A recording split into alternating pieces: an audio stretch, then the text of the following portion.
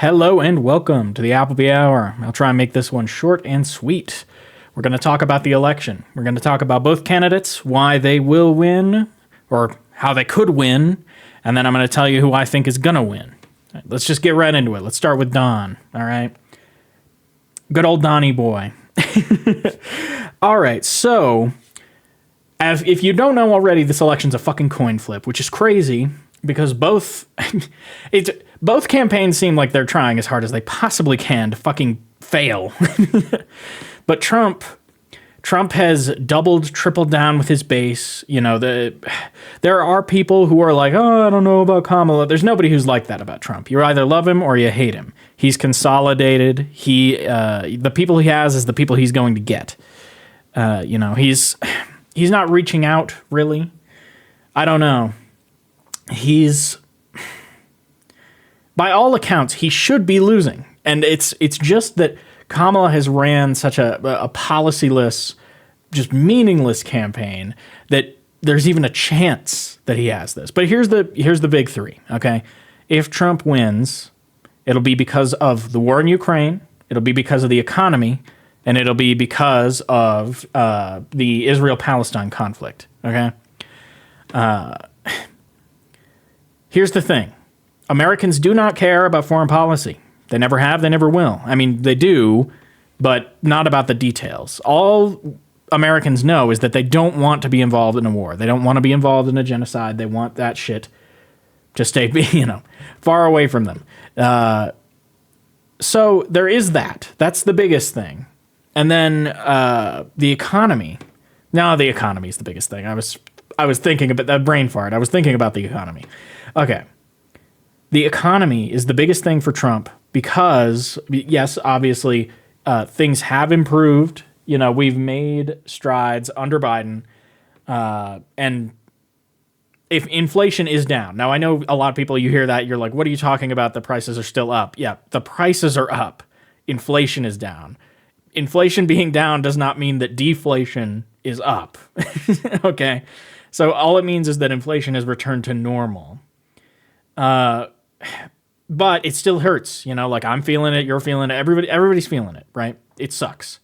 And that's why Trump is so popular right now. Yeah, he's as popular as he's ever been. He has he has a chance going into this, which is crazy for a non-incumbent returning president. That's, split terms, that's very unusual. And these are the reasons, because they view Trump as a businessman, and they view him as a peaceful dove because he didn't happen to start any wars during his presidency. Now, I think that obviously you can't run a government like a business. Whatever. It doesn't matter what I think. That's what the American people want. They want Don to come in. They want to end these wars. They don't really care how because they don't care about the details. Like I said, Americans do not care about the nitty-gritty of foreign policy at all.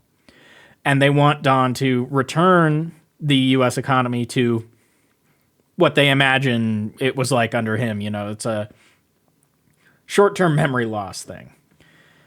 All right, now, like I was saying, Kamala has been running a shitty, just absolutely, just horrible campaign. A really, really disappointing campaign. But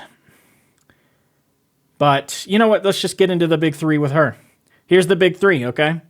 Abortion rights. This is a very gendered election. It's women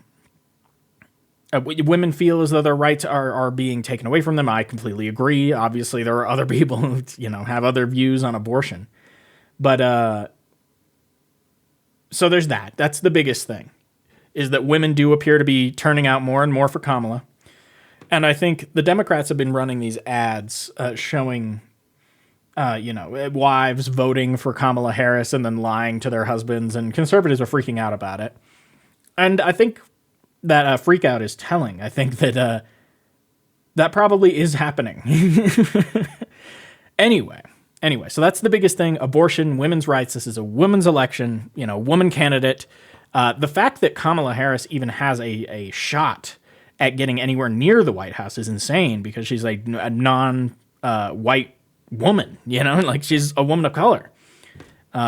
Now, if abortion hadn't been the main issue of this election, then she would have no shot. But because abortion is such a huge issue, she may win. Now, the second thing, Trump and Biden are old as fuck. They're older than the fucking dirt. Okay? And Kamala is in her 50s. It's just that simple. America wants somebody younger. I mean, this is I don't know. Is this the first time in American history certainly the first time in my lifetime that we ever kicked a fucking candidate, and because he was old, he was too old to pull it off. And I think in the past few months, just like the last 3, Trump has really taken a nosedive as well. He's coming off more grandpa-like by the day. Now, the third thing is democracy. Now, Americans do not care that much about democracy. So it is strange to me that democracy is like making our top 5, even though I do agree that it's at risk. I don't know. I guess I just didn't think that there were that many ideological defenders of democracy in this country. I thought we kind of hated it, really, So those are the big 3: abortion, age, democracy. That's what she's got on Trump. Now, the economy is a powerful thing on Trump's side. These 3, though, are all kind of powerful. I think that these are all front of mind in the liberal sort of establishment, the liberal voting base. Whereas Ukraine and Israel-Palestine, I don't think it's capable of being front of mind to Americans. We think of, that's why 9/11 was so devastating, is because we think of ourselves as like impenetrable. So that's sort of removed from us. It's abstract. Couldn't possibly come home to hurt us, so why worry about it? Which is why before I get into that, let's talk about, we're post-polls now.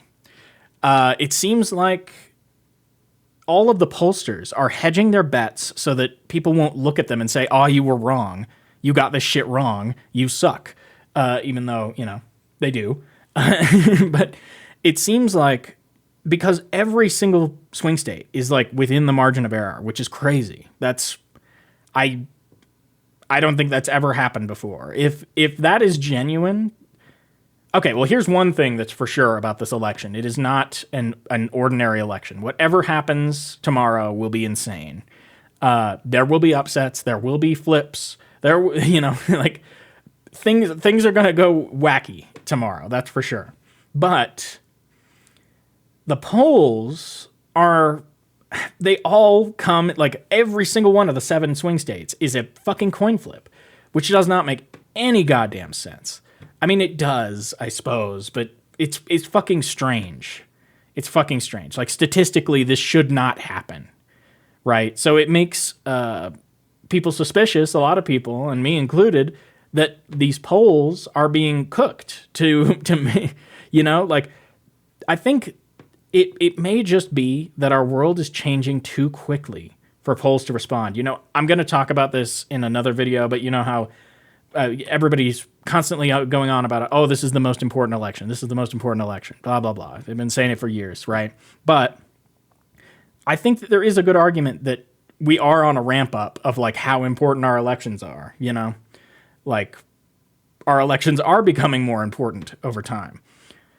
And I think that's because of the accelerating pace of technology, the warming climate, there's a number of things that are just applying pressure and causing rapid change faster than pollsters can react and learn how to do their job. So I'm not saying polls are useless, but I am saying that I think that their usefulness will continue to diminish. I think that 2016 was sort of the bellwether for that.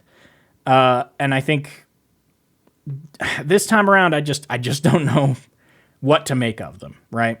There are plenty of arguments you could do talking about, which way is it gonna do these polls lean?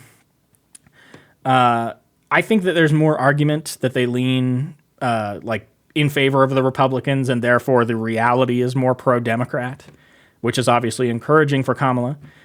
But at the end of the day, you do kind of have to just rely on your knowledge of the American people, like how they act, how they vote, and listen to your gut. You know, at this point, I just don't know how much I should even factor in the polls into my prediction. You know, and so if you're asking me just based on my gut, since everything's a fucking coin flip in this goddamn election, then I think it's Harris Walz. I think it's Harris Walz. And the reason I think it's Harris Walz is because, like I said, abortion, huge issue, front of mind. Age, that was a huge thing. People are tired of being, a fucking gerontocracy. We're over it. That's pretty big. Not as big as abortion. And then democracy, again, big, not as big as abortion, but big. So you're going to have the pro-democracy voters. You're going to have the pro-younger candidate voters. You're going to have the pro-women's rights voters. They're all going to come out in force. And Trump just does not have he's got the everyman who's worried about putting food on his table. And don't get me wrong, that's a powerful constituency. It's a powerful voting bloc. But will it be enough? Again, my gut's telling me no. I might be wrong. That's the prediction. Thank you for watching. Harris Walz.